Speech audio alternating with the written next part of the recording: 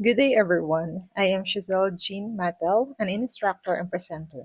In this recorded session, I will be discussing structural defects, which is one of the most important topics in nursing. Before we move into the actual defects, we need to understand how the fetal heart works, why certain shunts exist, and how the transition to life outside the womb affects congenital heart disease presentation.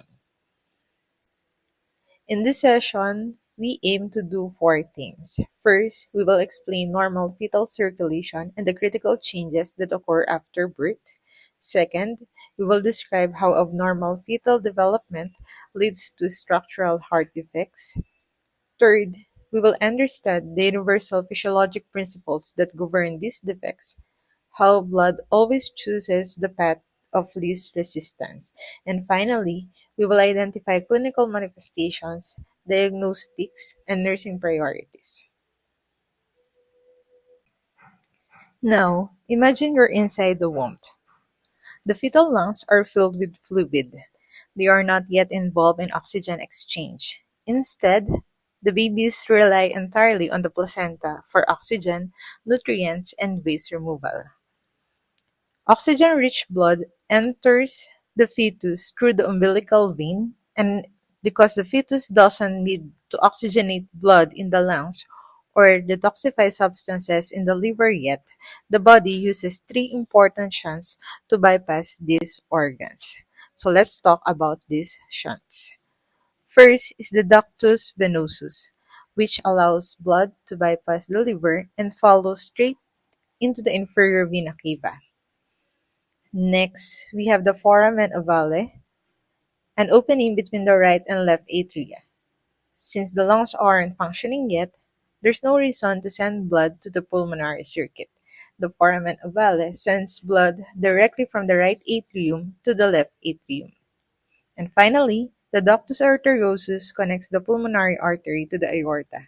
Again, this prevents unnecessary flow into the high resistance fluid filled lungs. So if you're going to visualize it, the simplified flow becomes from the placenta going to the right atrium, then the left atrium to the left ventricle and the aorta. And separately, some blood still enters the right ventricle and pulmonary artery, but then takes the ductus arteriosus straight to the aorta. This is how we maintain oxygenation before birth.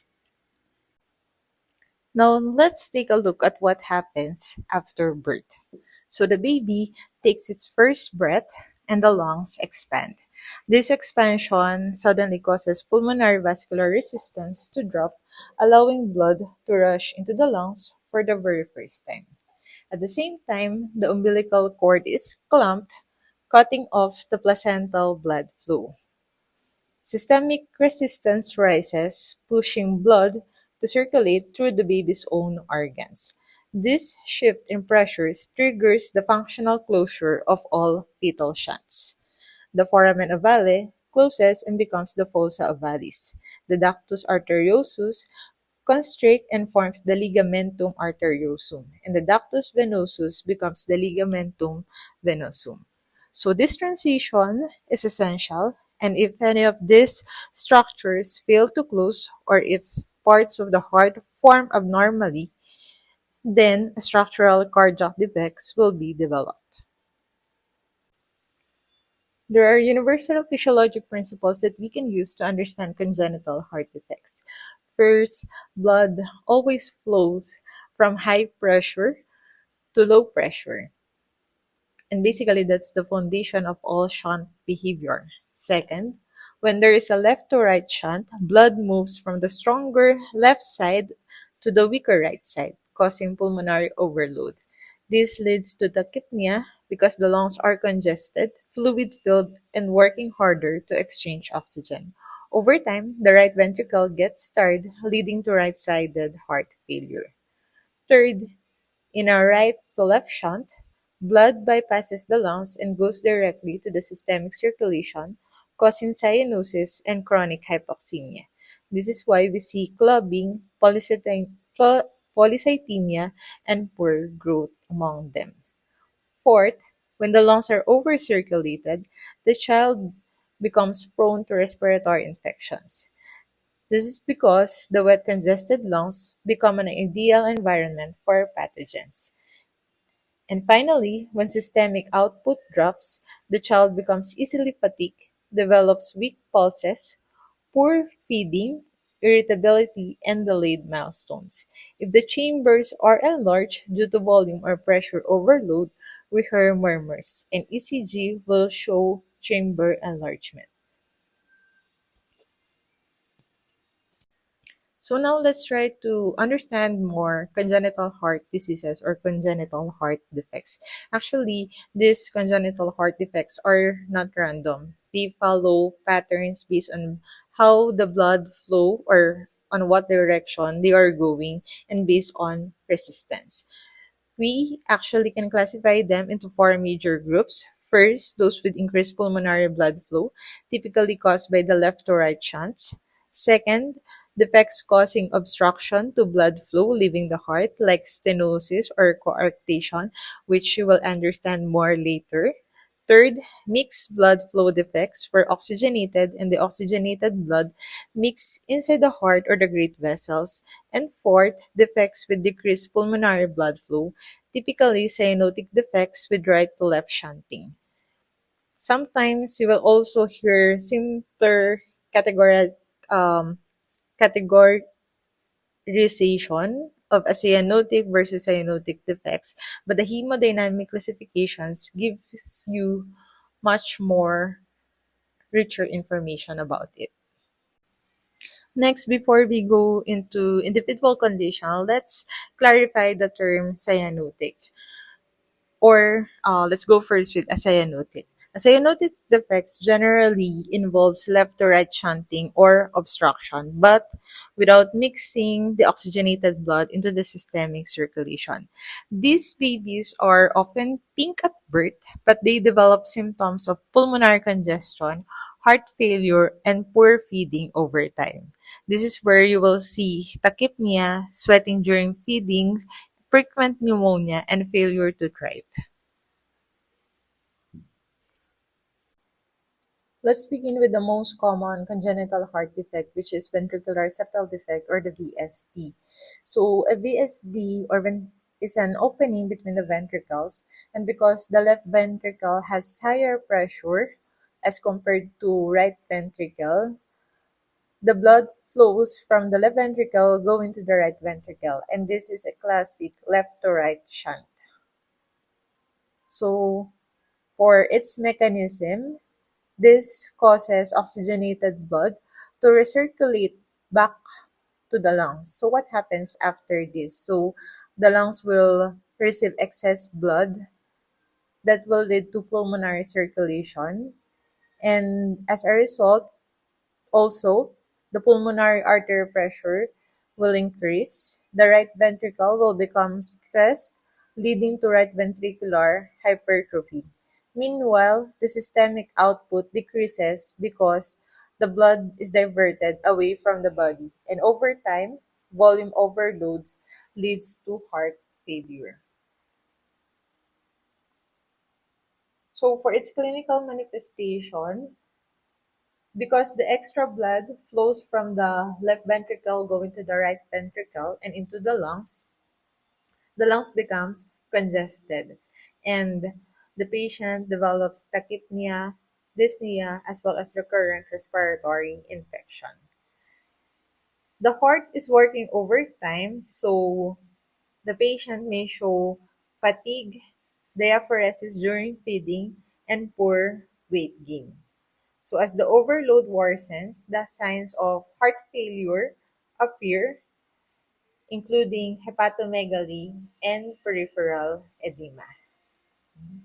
So for the management focuses on reducing volume overload and supporting the patient until the defect can be closed.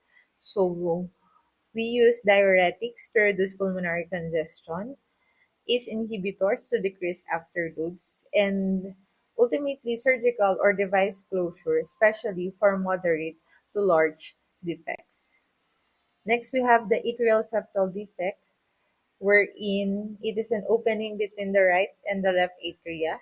And because the left atrium has higher pressure, the blood flows from left atrium to right atrium, again creating a left to right shunt. So this leads to right atrial and right ventricular volume overload that will also cause right ventricular dilation and increase pulmonary blood flow. For the manifestations for the children, they are often asymptomatic, but some may show mild dyspnea or fatigue with activity, but many are discovered incidentally. For adults, however, long-term overcirculation leads to pulmonary hypertension, dyspnea, fatigue, exercise intolerance, atrial arrhythmias, and an increased risk of stroke from paradoxical emboli, where the clot crosses from the atrial septal defect from the right atrium to the left atrium and enters the systemic circulation.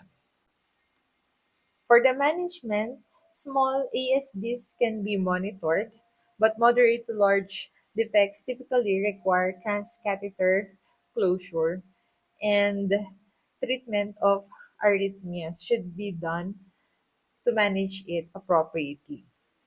Next is patent ductus arteriosus or PDA, which is another common defect. So this is the failure of the ductus arteriosus to close after birth, leaving a connection between the aorta and the pulmonary artery. So when you assess a patient with PDA, you may hear a continuous machinery murmur, and they often have bounding pulses and a wide pulse pressure because blood is running off into the pulmonary artery during diastole. For its pathophysiology, the blood flows from high pressure aorta into the low pressure pulmonary artery. Again, basic physiologic principle that we follow is that the blood flows from a higher pressure going to a lower pressure area. So, from the blood flowing from high pressure aorta into the low pressure pulmonary artery, this creates increased pulmonary circulation, left ventricular volume overload, and if untreated, it may progress to pulmonary hypertension. And late in the disease, pulmonary pressures may exceed systemic pressures, causing reversal of the shunt. And this is the Eisenmenger syndrome, a dangerous and irreversible condition. Manifestations include tachypnea, poor feeding, poor weight gain, and frequent respiratory infection in infants, and adults may present with exertional dyspnea or signs of heart failure. For the management for preterm infants, we give indomethacin to close the PDA. For older infants and children, transcatheter device closure is the standard treatment. Finally, for the cyanotic condition, we have the coarctation of the aorta. This is the narrowing of the aorta, typically distal to the left of subclavian artery. So, clinically, this presents with high blood pressure in the arms, weak or delayed femoral pulses, and on X-ray, you may see rib notching due to collateral vessels. So, the process of it is that there is a narrowing that increases the afterload, forcing the left ventricle to work harder, and this leads to left ventricular hypertrophy. Over time, collateral circulation develops, but these patients remain at lifelong risk for aneurysm and aortic dissection. In children, symptoms may include irritability, poor feeding, and signs of heart failure, while in adults, classic symptoms are headaches, leg fatigue, as well as persistent hypertension. For the management, treatment options include balloon angioplasty with or without stent, as shown on the image on your left side, and then surgical repair in severe cases, as well as lifelong monitoring for hypertension. So after the cyanotic congenital heart diseases, let's now move on to cyanotic congenital disease. So these conditions involve abnormal communication between the left and the right heart, resulting to right to left shunt. This means unoxygenated blood enters the systemic circulation. As a result, these children develop cyanosis, clubbing of fingers and toes, polycythemia as a compensatory mechanism, dyspnea, and exercise intolerance, as well as right heart hypertrophy. So first on the cyanotic congenital heart disease, we have the tetralogy of Fallot, which is a common cyanotic heart defect. It is a combination of ventricular septal defect, pulmonic stenosis, overriding aorta, as well as right ventricular hypertrophy. So the primary issue here is there is a right ventricular outflow tract obstruction due to pulmonic stenosis, and this will result to decreased pulmonary blood flow. As a result, the blood crosses the ventricular septal defect from right to left, causing cyanosis. So chronic hypoxia leads to clubbing, polycythemia, and delayed growth. For the clinical manifestations, the manifestations are due to lower oxygenated blood. So you will see cyanosis, clubbing of fingers and toes for patients who are 1 to 2 years old. TET spells or hypercyanotic spells wherein you will observe that the skin of the patient turns to blue, deep blue or grayish or purplish, and this is being triggered by crying or feeding that can cause a quick drop in blood oxygen levels, making it difficult for the patient to breathe, and this can potentially lead to fainting. Also, it can be observed that the patient have a delayed growth and development and a failure to gain weight, as well as feeding difficulty. Hallmark sign is that on chest x-ray, you'll often see a boot-shaped heart, and via auscultation, a harsh systolic murmur is heard from the pulmonic stenosis. For the management, this includes administration of prostaglandin E1 to maintain patency of the ductus, and also complete surgical repair once the patient is stable. Next, we have the transposition of the great arteries. Here, the aorta arises from the right ventricle, while the pulmonary artery arises from the left ventricle. And this makes a parallel circulation. Also, there is no mixing of blood, which leads to severe hypoxemia. So, survival depends on patent ductus arteriosus, ASD, or VSD. A key symptom is cyanosis within minutes of birth. On chest x-ray, we may see the classic egg-on-string heart.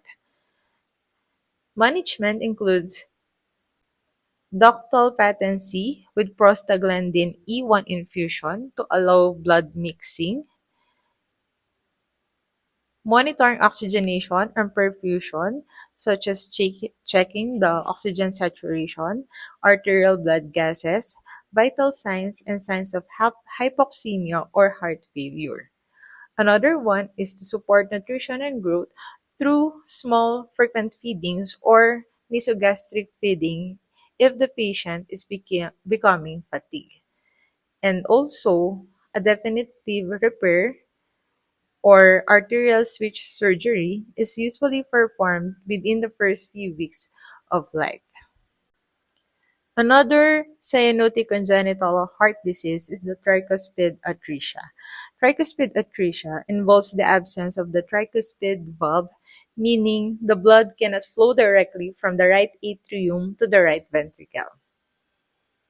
So, on this, the BB relies on the atrial septal defect, which involves the movement of blood from the right atrium going to the left atrium, and also with ventricular septal defect, the blood from the left ventricle goes to the right ventricle for survival. So this creates a right to left shunt, resulting in cyanosis. Key symptoms include profound cyanosis and weak pulses. The hallmark sign is a single S2 that is often accompanied by left ventricular hypertrophy.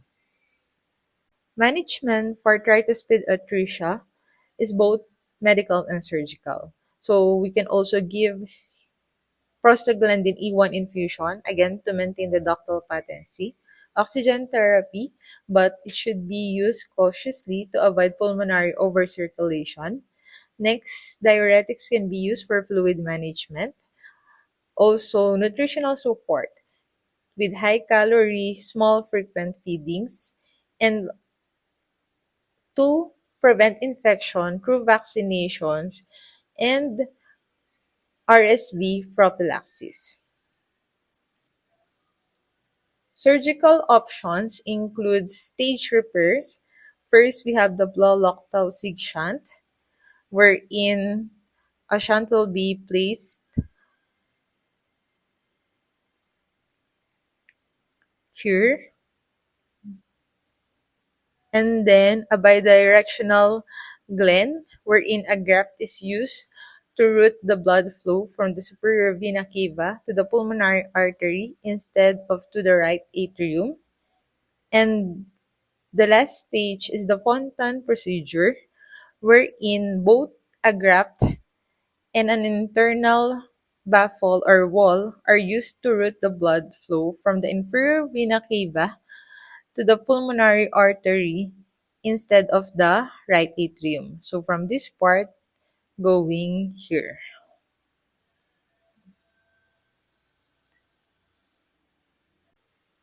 The fourth one for the cyanotic congenital heart disease is persistent truncus arteriosus. In this case, a single arterial trunk arises from the heart, supplying systemic, pulmonary, as well as coronary circulation. A ventricular septal defect is almost always present.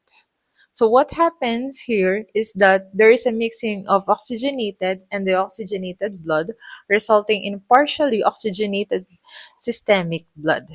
This increases pulmonary blood flow, which can lead to pulmonary hypertension and heart failure. Clinical manifestations include variable cyanosis, dyspnea, tachypnea, and poor feeding, signs of heart failure such as hepatomegaly, edema, and fatigue, and loud systolic murmur. The management includes medical therapy with the use of diuretics, inotropes, oxygen support, and surgical repair, which are done earlier for ventricular septal defect closure and creation of a right ventricular to pulmonary artery conduit. And as nurses, our role includes monitoring vital signs and oxygenation, supporting nutrition, and educating caregivers about care at home. Finally, we have the total anomalous pulmonary venous return. Here, the pulmonary veins fail to connect to left atrium, so the oxygenated blood returns to the right atrium through abnormal venous pathways. For its pathophysiology, this includes mixing of oxygenated and deoxygenated blood that leads to cyanosis and right heart volume overload, which can progress to heart failure if untreated. Obstruction in the anomalous veins worsens the symptoms of the patient. Clinical manifestations for this include cyanosis, tachypnea and dyspnea, poor feeding and failure to thrive, signs of right-sided heart failure such as hepatomegaly and edema, and also variable heart murmur. For the management, this includes support through oxygenation, use of diuretics, as well as inotropes. For surgical correction, there is a need to reroute pulmonary veins to the left atrium as early as possible, and nursing care focuses on monitoring oxygenation, assessing heart failure, supporting nutrition, and educating caregivers as well. Now we are done with some of the congenital heart defects. Let's move forward to the other disorders of the heart with a focus on its valve. Okay, so this one is also important as the valves in the heart, they act like traffic controllers of the blood flow. If they malfunction, the entire circulation will suffer. So heart valves open and close to maintain a one-way flow. When they don't open or close properly, the chambers experience either pressure overload or volume overload, and this will lead to enlargement, failure, poor oxygen delivery, and eventually to the symptoms. So let's break down its major types. First, we have stenosis. Okay. So for stenosis, think of it like a door that became too narrow or stiff. So the valve, it opens, but somehow it is shrinking. And with that, the blood struggles to pass through. So the chamber behind the valves has to generate more force or more pressure just to push the blood forward. Over time, this pressure overload will lead to hypertrophy. This is why stenosis often leads to thickened and overworked chambers. Next type, we have the regurgitation.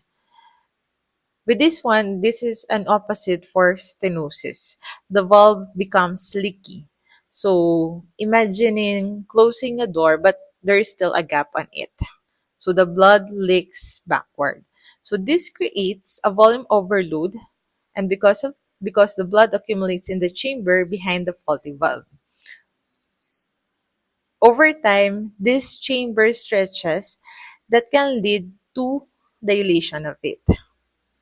Another type of valvular heart disease is the prolapse, wherein the valve leaflets balloons backward into the chamber. And for this prolapse, many times it is considered as benign, but sometimes it also causes regurgitation. The fourth type is the atresia, wherein the valve fails to develop or is called it is completely closed. With that, the blood flow is blocked and the heart must find alternate pathways or shunts on it. Okay? So, in other references, what you will see as major classification is the stenosis or are the stenosis as well as regurgitation. So with stenosis, it's the pressure problem, while in regurgitation, it's a volume problem. Because these valves regulate flow and pressure, any disorder can decrease cardiac output. And low output means the tissues aren't getting enough of oxygen. So the patient may complain of fatigue, shortness of breath, especially on exertion. Next, as the chamber struggles, they eventually will fail. So you will see heart failure signs such as edema, crackles in the lungs, weight gain from fluid retention. Another concern is arrhythmias. Why? Because stretch atria, especially the left atrium, becomes electrically unstable. That's why atrial fibrillation is very common. And there is also a risk of thromboembolism because of the stagnant blood clots. And upon auscultation, we can hear heart murmurs. So each valve disease has its own characteristic murmur.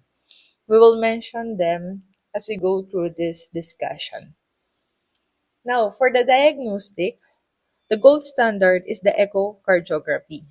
It shows leaflet movements, chamber size, pressure gradients, and regurgitation severity. ECG will all Another one is ECG, which can give us clues like chamber enlargement or arrhythmias.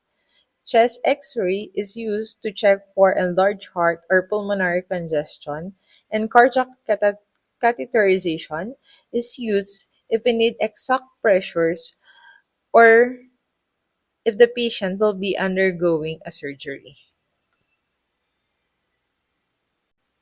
When managing Valve disorders, our first goal is to alleviate symptoms and to reduce the heart's workload. Symptom control medications include diuretics to reduce fluid overload, vasodilators and ACE inhibitors to reduce afterload, and beta blockers to slow the heart and reduce oxygen demand. If the patient has atrial fibrillations, we use rate control medications such as beta blockers or calcium channel blockers. And some patients, particularly those at high risk, need antibiotic prophylaxis against infective endocarditis. So for this one, this is not for everyone, but only for specific conditions like those with prosthetic valves or prior endocarditis. Now, for a definitive treatment, there will be a surgical or interventional procedures. One of it is valve repair, which is often preferred for mitral regurgitation because it preserves the patient's own valve. Another one is valve replacement, which can be mechanical or bioprosthetic. The mechanical valve is more long-lasting, but it will require a patient to have anticoagulation.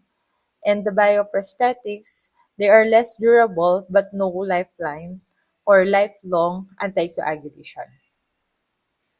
Another one is percutaneous options such as balloon valvuloplasty for mitral stenosis or TAVR for aortic stenosis. So as nurses, it is essential that we monitor and educate our patients. We're going to check the vital signs, evaluate the heart sounds, and assess peripheral perfusion.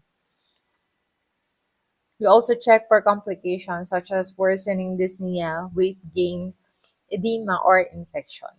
And patient education would include activity restrictions, medication adherence, monitoring symptoms, and careful teaching on anticoagulation if they have mechanical valves. We also prepare our patients for surgery, give them proper pre-op instructions, NPO status, and post-operative expectations.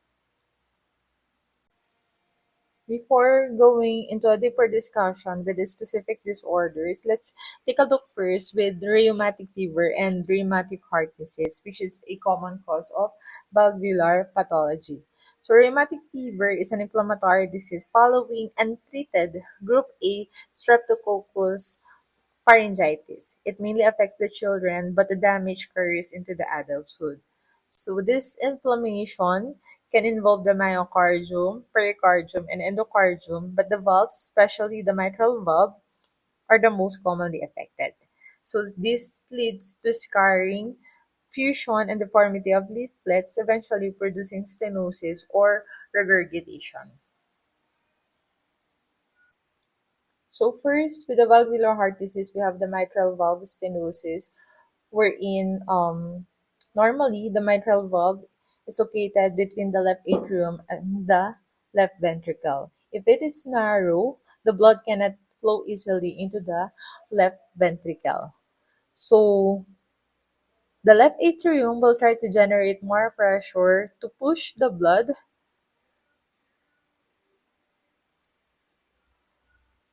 on this area through the small opening. So this pressure backs up into the pulmonary veins, leading to pulmonary congestion and eventually pulmonary hypertension. The right ventricle must now pump against a higher pulmonary pressure that will lead to right ventricular hypertrophy, then right ventricular failure.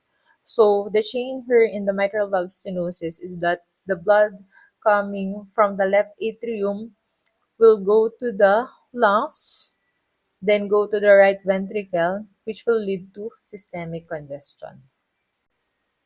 The symptoms for mitral valve stenosis includes or reflect impaired forward flow and pulmonary congestion. So common complaints, the classic is the exertional dyspnea.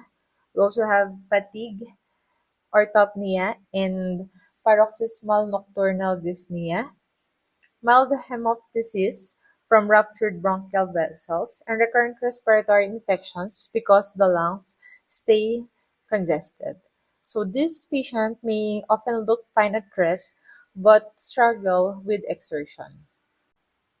For the diagnostics, the chest X-ray will show pulmonary congestion, especially redistribution to upper lobes.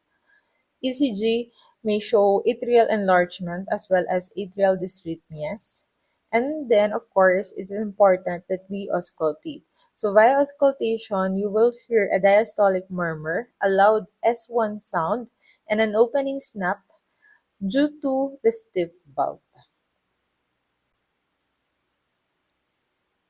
Now we shift to the opposite problem, which is regurgitation. So in mitral valve regurgitation, during systole, instead that all of the blood go into the aorta, some will flow backward into the left atrium. So the left atrium becomes volume overloaded, which will lead for it to be dilated, causing congestion as well as pulmonary hypertension again and right ventricular strain. The symptoms overlap with the mitral valve stenosis. So we have dyspnea, fatigue, orthopnea, PND. We also have palpitations as there is a risk for atrial fibrillations. In severe cases, patient may have pulmonary edema, and on physical examination, we can hear a holosystolic murmur at the apex, and the ECG may show atrial and ventricular dysrhythmias. With other physical examination, you are going to observe a dynamic precordium as well as BP changes. Next condition, we have the aortic valve stenosis, which is one of the most dangerous valve diseases. Here, the left ventricle must push against a tight, calcified aortic valve. And over time, the left ventricle walls get thick because of the pressure overload. Eventually, the left ventricle cannot maintain the output during exertion, and this will lead to a classic triad of dyspnea, angina, and syncope. So if this appear, the survival without surgery is very poor. And this patient should be referred early for TAVR or the transcatheter aortic valve replacement. So another condition for the aortic valve, we have the aortic valve regurgitation. So in here, there is a blood that leaks back into the left ventricle during systole, or I mean the diastole. So this causes volume overload, left ventricular dilation, and eventually left ventricular failure. So the symptoms also include dyspnea, angina, fatigue, and later pulmonary congestion. Next, valvular heart disease is the tricuspid valve stenosis, wherein the blood back up into the systemic circulation. So there is an obstruction to the right atrium, causing for the blood to flow to the right ventricles, and this will lead to increased right atrial pressure and then going back to systemic venous congestion. The patient presents with fatigue and weakness, hepatomegaly or hepatic congestion, ascites, peripheral edema, and jugular vein distension. So fatigue is also common because of low cardiac output. And for management, this would include diuretics to reduce systemic venous congestion, and then medication to control heart rate if atrial fibrillation is present. And for surgical intervention, this would include replacement of valve for severe or rheumatic tricuspid stenosis, or valvotomy or valvuloplasty, which is a preferred intervention for isolated tricuspid stenosis. Next, we have tricuspid valve regurgitation, wherein it produces similar systemic congestion as with tricuspid stenosis. There is also jugular vein distension, hepatomegaly, edema, as well as ascites. So treatment includes diuretics and managing underlying cause such as with pulmonary hypertension, left-sided heart disease, and in severe cases, there is a need for surgical repair on the valve affected, as well as replacement of valve if repair is not feasible.